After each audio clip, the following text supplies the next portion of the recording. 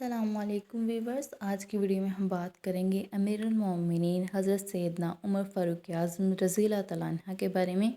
ان کے ایسے 4 واقعات جس سے آپ اندازہ لگا سکتے ہیں کہ وہ کتنی بڑی شخصیت ہیں، لیکن اس سے پہلے کر لیں میرے چینل کو سبسکرائب اور میری ویڈیو کو لائک۔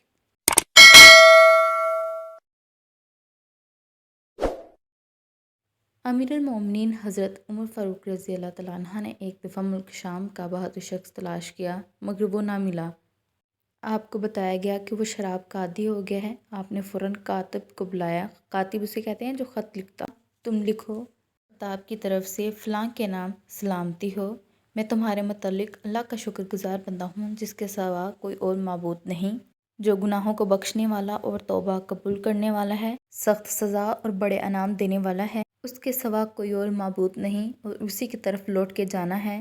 پھر آپ رضی اللہ تعالیٰ عنہ نے اس کے حق میں دعا کی کہ اللہ تعالیٰ اس کو بیماری سے شفا عطا فرمائے اور اس کا دل پھیر دے اور اسے توبہ کی توفیق عطا فرمائے۔ وہ مکتوب لے کر اس کے پاس پہنچا۔ اس نے وہ خط لیا اور اسے پڑھنے لگا اور بولا، میرا رب گناہوں کو بخشنے والا ہے اور یقیناً میرے رب نے میرے گناہوں کو بخش دیا ہے اور وہی توبہ قبول کرنے والا ہے اور اس کی پکڑ بہت سخت ہے۔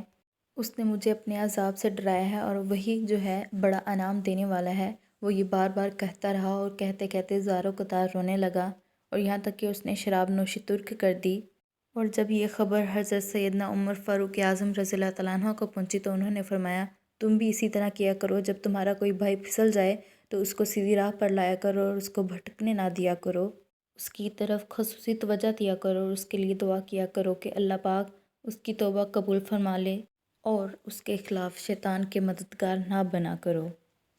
ہم نے حضرت عمر فاروق رضی اللہ تعالیٰ عنہ کا ایک واقعہ سنا ہے۔ اب دوسرے پارٹس انشاءاللہ بہت جلد اپلوڈ کر دیے جائیں گے۔ اللہ ہم سب کا حامی ناصر ہو اور ہمیں راہ ہدایت پر چلنے کی توفیق عطا فرمائے، آمین۔